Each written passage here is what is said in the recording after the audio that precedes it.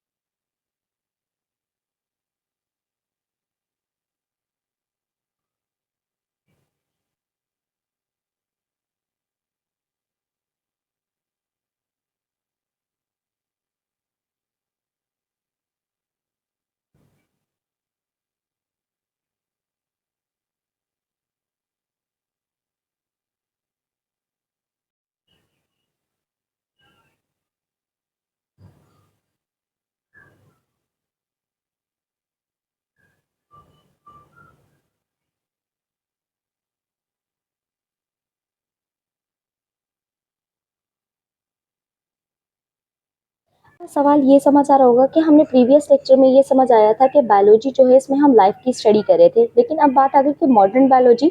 तो modern biology ऐसी branch है जिसमें हम किसी भी ऑर्गेनिज्म के स्ट्रक्चर और फंक्शन की डिटेल स्टडी कर सकते हैं। भले वो डिजीज के हिसाब से हो, भले उसके वो किसी भी नॉर्मल फंक्शन के हिसाब से हो, उसकी डिटेल स्टडी करना और किसी भी फील्ड से रिलेटेड हो जो इस ब्रांच के अंदर आती हो, बायोलॉजी की ब्रांच। ठीक है, देन अब बात आ गई कि हमारी रिसर्च थे, उन्होंने 20वीं सेंचुरी के दौरान बायोलॉजी को मुख्तलिफ ब्रांचेस के अंदर डिवाइड किया गया था या कन्वर्ट किया था।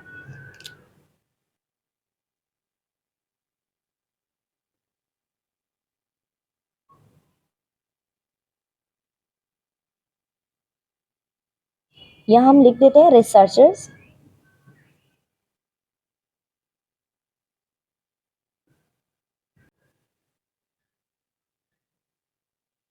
ठीक है, बायोलॉजी को स्पेशलाइज्ड ब्रांचेस के अंदर कन्वर्ट किया था।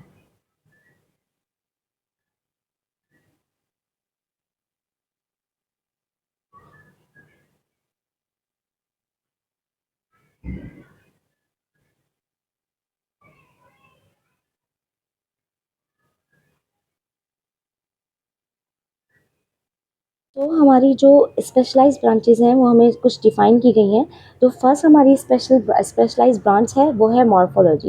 It is the combination of two words, it's mean the morph mean the form and the logos mean study, in which we study about the external structure of the living organism. That is the branch of biology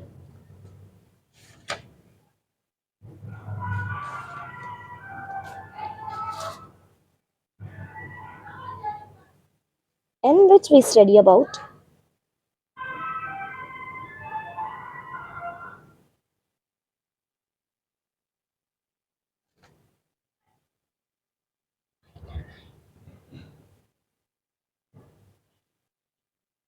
external structure.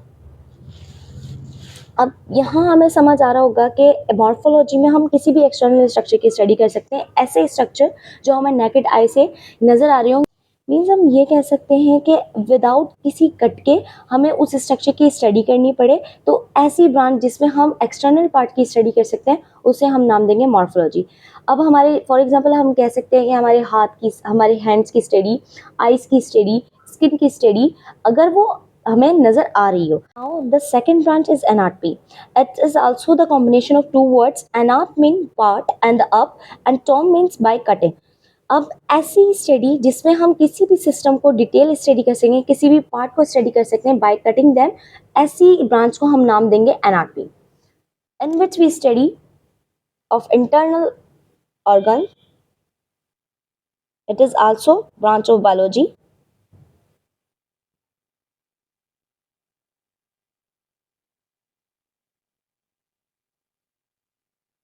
in which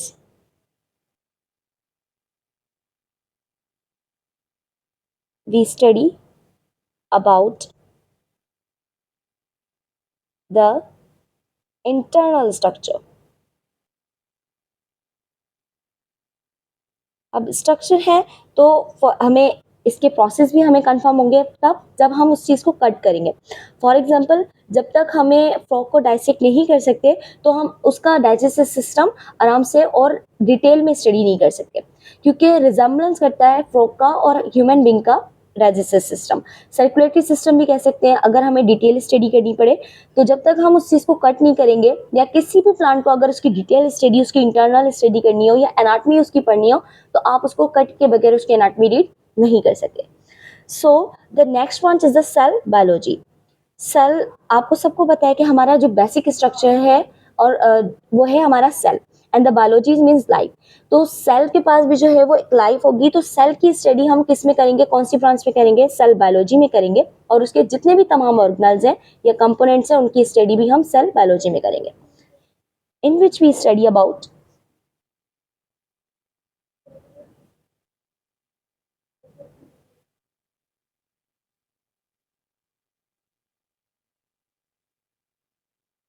study about the cells and its organelles। अब organelles भी हमारे बहुत तरह के हो सकते हैं cell के। अब उसके कंपोनेंट्स में हमारे पास आ सकता है, उसका न्यूक्लियस आ सकता है, उसकी सेल वॉल आ सकती है, उसकी साइटोप्लाज्म आ सकता है जिसे हम प्लाज्मा मेम्ब्रेन भी कहते हैं, उसका न्यूक्लियस भी आ सकता है। अगर हम बात करें ऑर्गेनल्स की तो ऑर्गेनल्स हमारे साइटोप्लाज्म के अंदर मौजूद होते हैं। एदर दे आर माइटोकॉन्ड्रिया भी हमारे पास हो सकते हैं, गोल्जी बॉडीज हो सकती हैं, प्लास्टिड हो सकते हैं, हमारे पास लाइसोसोम हो सकते हैं, ये डाइजेस्टिव एंजाइम है। और इसके अलावा हमारे पास रफ और स्मूथ एंडोप्लाज्मिक रेटिकुलम भी हो सकते हैं। इनकी डिटेल स्टडी हम कौन सी ब्रांच में कर सकते हैं, हम कर सकते हैं सेल बायोलॉजी में। The next point is the histology. It is also the combination of two words, histos, it's mean the tissue, and the logos means study, in which we study about tissue।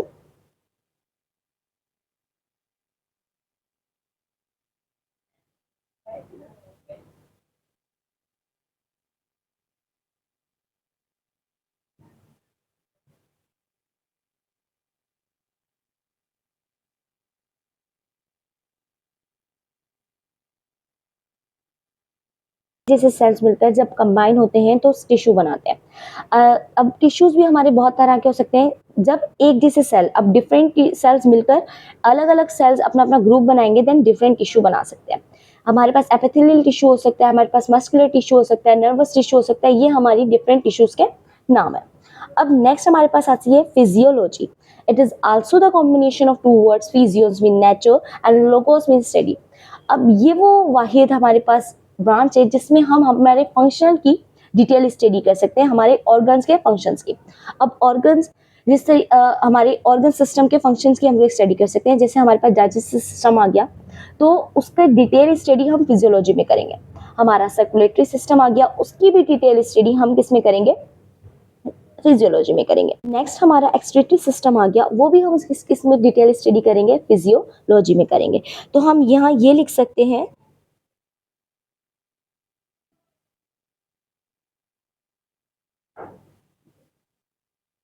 in which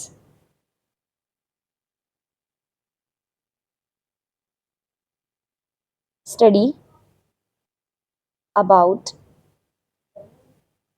the function। ठीक है, living organism के function की हम detail study physiology में कर सकते हैं। अब लास्ट जो हमारी आज की वीडियो की ब्रांच है वो है taxonomy. It is also the combination of two words, taxis mean arrangement and the name. So हम इसमें स्टडी करेंगे लिविंग ऑर्गेनिज्म को क्लासीफाई किस तरीके से किया जाता है ऑन द बेसिस या according to their rules, principle, then naming and उनको एडजस्ट किस तरीके से किया जाता है। अब फॉर एग्जांपल अब कोई भी ऐसा ऑर्गेनिज्म आ गया, अब हमने उसे क्या करना है, किसी भी ग्रुप में रखना है। तो फर्स्ट ऑफ ऑल हमने सबसे पहले ये देखना है कि ये जो हमारा पर्सन है या ऑर्गेनिज्म है ये उस ग्रुप में इसकी कितनी सिमिलरिटीज हैं, कि क्या इसके पास वो सिमिलरिटीज हैं, उसकी सिमिलरिटीज रिजेंबल्स करती हैं उस ग्रुप के मेंबर्स के साथ। अगर प्लांट हमारे पास है तो हम सबसे पहले ये चीज देखेंगे कि इसके पास क्लोरोफिल मौजूद है या नहीं है। अगर हमारे पास प्लांट्स में क्लोरोफिल है तो हम ये करेंगे कि उसके रूल्स के अकॉर्डिंग हम उसे उसमें एडजस्ट कर देंगे, उसे नेम देकर।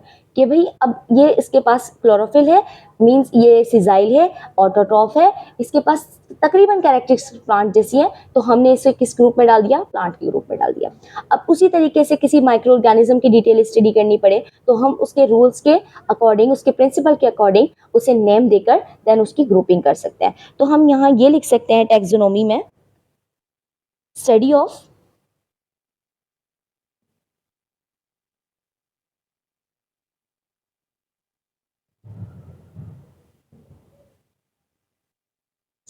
rules, principle,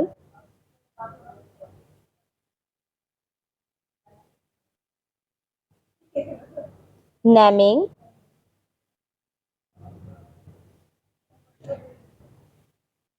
the living organism। Naming से पहले हम ग्रुपिंग भी कर सकते हैं क्योंकि